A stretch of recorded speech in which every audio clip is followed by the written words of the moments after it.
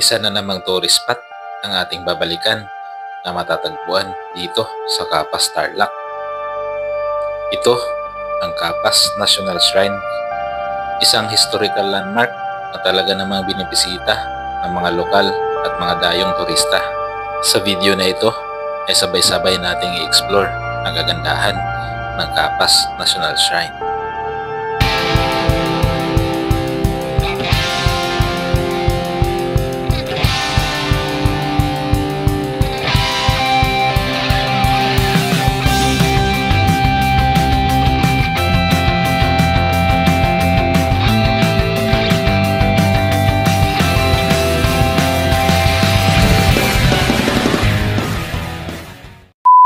Alright guys, so pupunta tayo ngayon dun sa Capas National Shrine. Dadaan tayo sa O'Donnell Road. Ayan na, kakaliwa tayo dyan, oh. Palabas na tayo ng New Clark City. Right, dito na tayo sa O'Donnell Road. Kakanan tayo dito mga idol.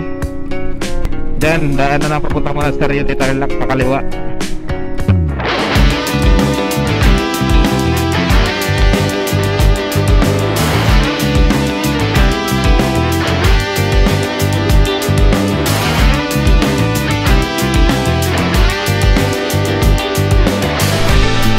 So mukhang nandito na tayo sa Capas National Shrine.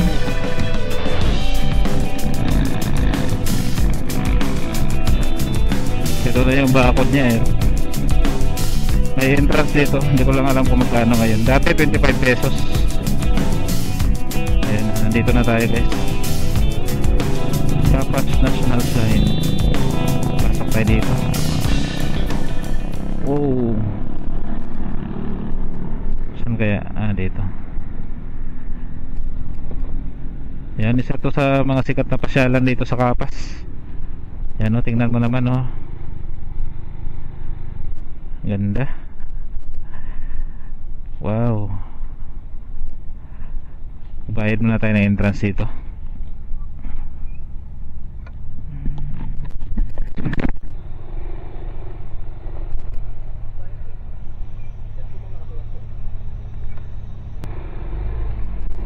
Sir, good morning. Sir, okay lang magpalipad ng drone dito? Tignan mo lang yung drone mo, sir, kung sasabit dun sa gitna. Ay, dun sa ayan na lang. bawal na kasi natin pag makasabit dun. Sige sir. Nakakaraan may nasabit dun eh. May nasabit. Dito lang ako sa may open area. Pwede naman dyan sir, no? In between sa ano? Sir, pwede bawal dumaan dito ang motor, sir eh. Ay, ikot. Doon naman ako. Ikot ako. Tapos paglipot mo na.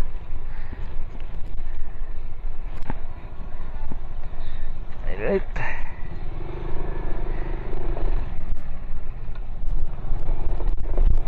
Yan, so okay lang naman magpalipad ng drone. Ingatan lang doon na hindi sumabit. Right, so ang ganda dito mga idol, oh. Grabe, ang lamig. Wow. Biglang nagbago yung pakiramdam ko, lumamig oh. Ang dami kasi mga puno. Wow. Napakaganda talaga ng Capas National Shrine. Wow, ang lamig.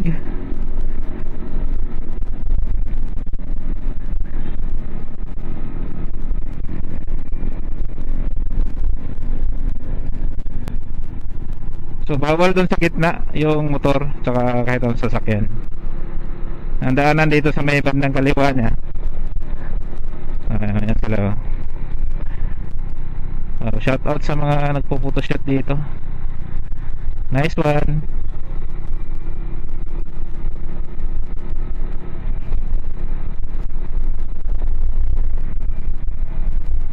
Grabe ang lamig. Para ako na-transport sa Baguio City ah. Malaking tulong talaga yung maraming mga puno sa lugar. Sarap ng pakiramdam mag ganito oh. Fresh na fresh. Ito na yung National Capas Shrine. Nasa loob tayo. Dito muna tayo mag-park sa may bandang gitna guys.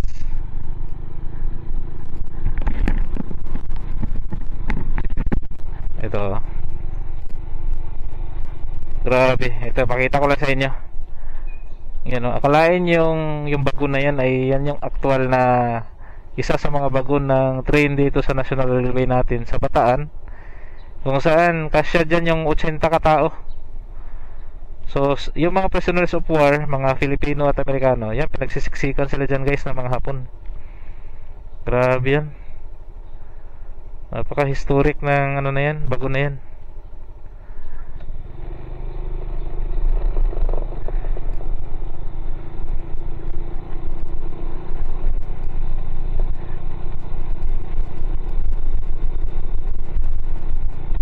Yan, dito na yung parkingan.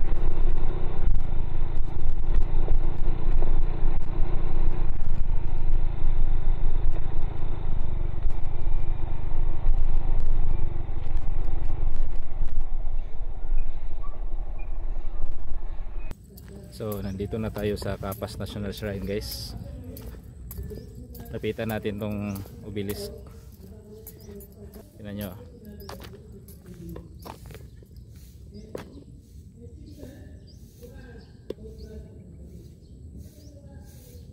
Grabe.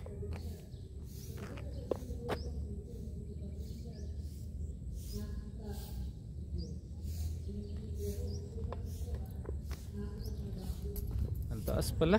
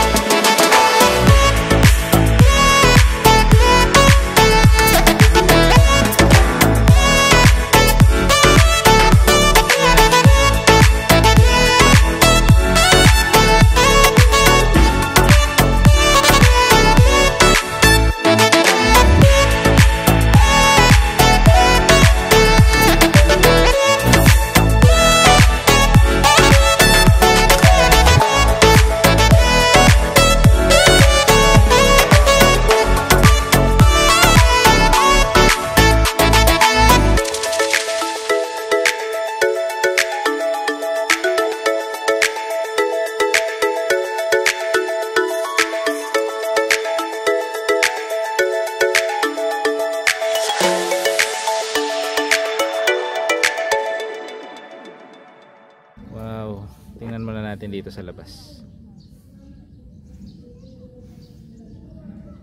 Grabe, ang ganda guys.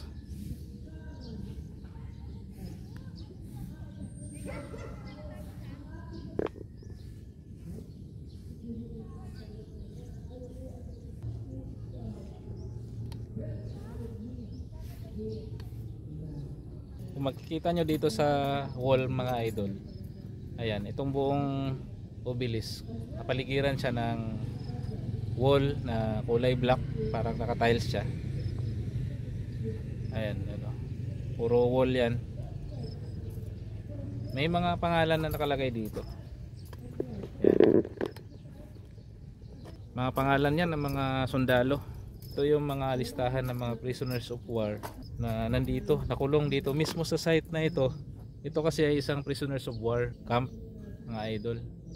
So kung familiar kayo sa history sa Death March during World War II, sa Bataan, kasi natalo yung Bataan yung fall of Bataan. So last defense ng mga Filipino at Amerikano yung Bataan sa invasion ng mga Japanese.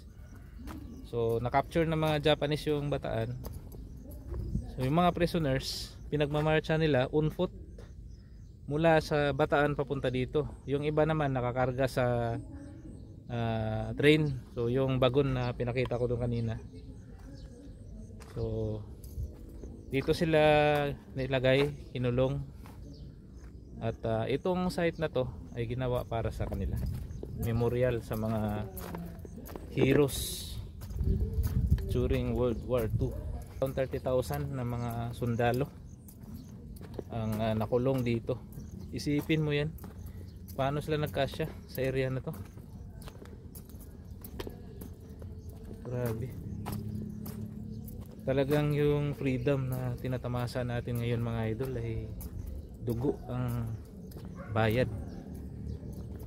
Kasi kung hindi nila ginawa yun, tayo ay alipin or sakop ng mga Hapon ngayon. Lapitan natin yung obelisk. Last time kasi na nagpunta ako dyan sa obelisk dati, binawalan kami dyan dahil may mga debris na nahuhulog. So baka na repair na yan. Grabe yung taas guys, tingnan nyo. Mga ilang meters kaya to. Ayan o.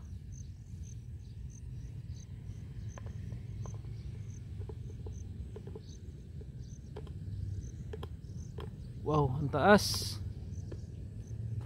Grabe. Puntahan natin. So mayroong mga nakasulat dito. Ito yung Kapas Concentration Camp. So ito yung sinasabi ko kanina na kampo ito ng mga Hapon na ginawang concentration camp ng mga priso. Ayan 1940 pa. Sa 40,000 pala yung mga Pilipino na kasali dito at nasa 9,000 yung mga Amerikano guys. Grabe, ang dami pala. So ito yung mga niya.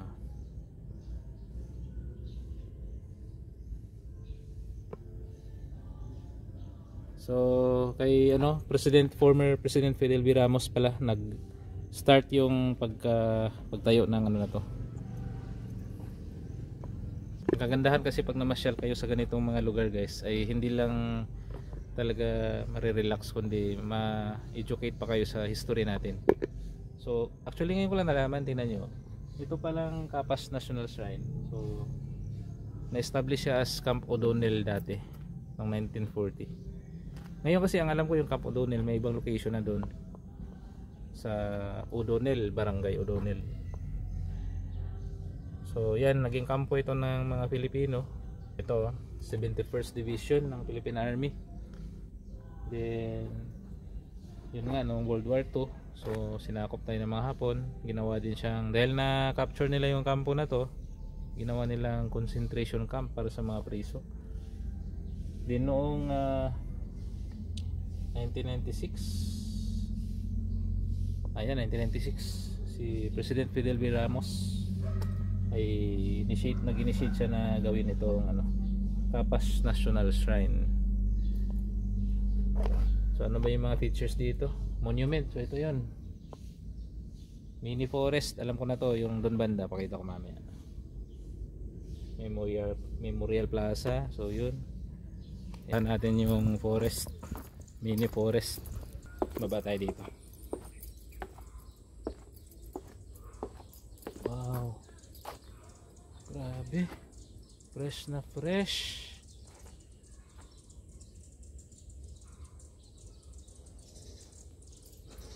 ito yung mga puno.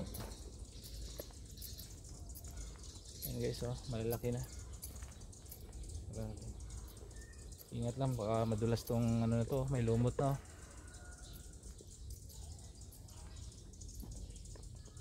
Ayan guys, pakita ko ng malapitan sa inyo yung puno. Ayan guys, kung titingnan nyo, mayroong number yung puno. Ayan. So lahat ng puno dito may mga numbers, nagko-correspond yan sa number ng sundalo na naging priso dito sa Camp O'Donnell. Guys, dati naglakad-lakad pa ako dito, ngayon wala na, gubat na siya. Bawat puno dito ay nire-represent nito ang isang sundalo na dating naging prisoners of war dito sa Capas. Tara guys, lakarin natin itong pathway na to hanggang doon sa gate. Malayo yata. Yan,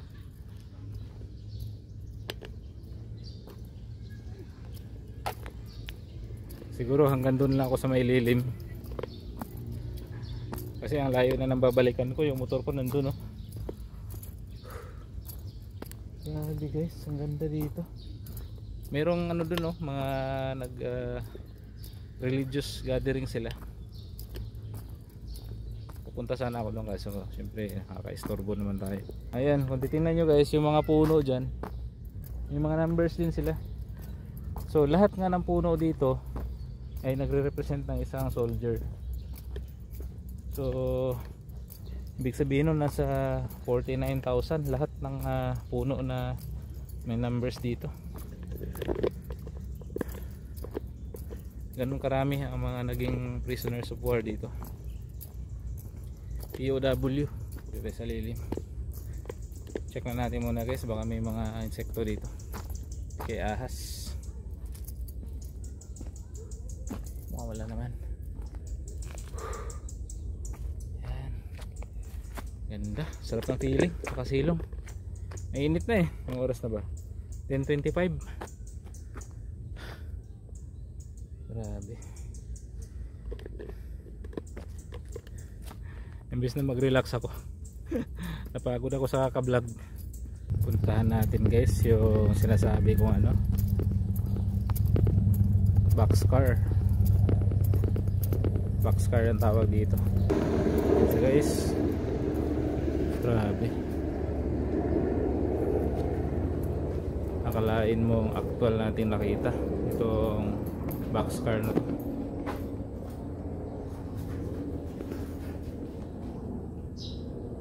So dito nila kinakarga yung mga priso ng mga sundalo sa panahon ng hapon guys.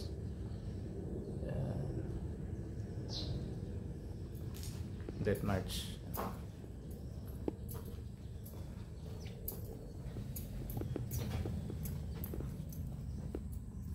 Grabe, buhay na buhay pa to.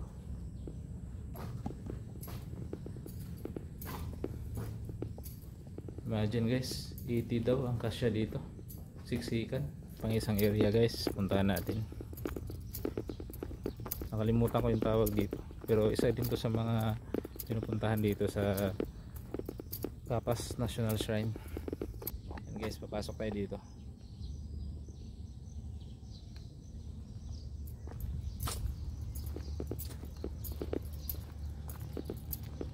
Ganda yung entrance niya, may ano, mga bulaklak. Defenders Hall.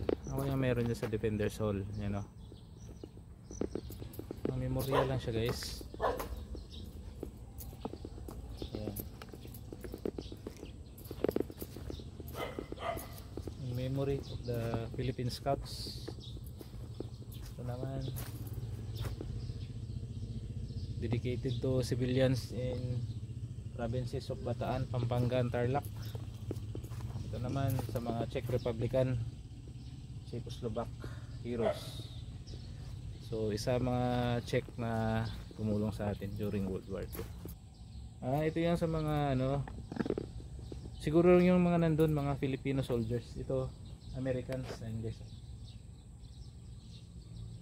In memory of the American dead. Lahat siguro yan nandyan.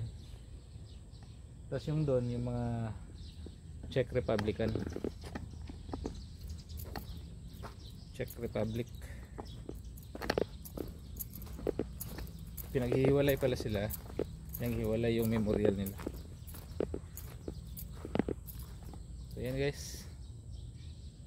Kung gusto nyo lang mag chill, gusto nyo mag relax, pasyalan nyo tong lugar na to. Nandito lang sa Capas, sa may barangay Arangurin. Arangurin ba to?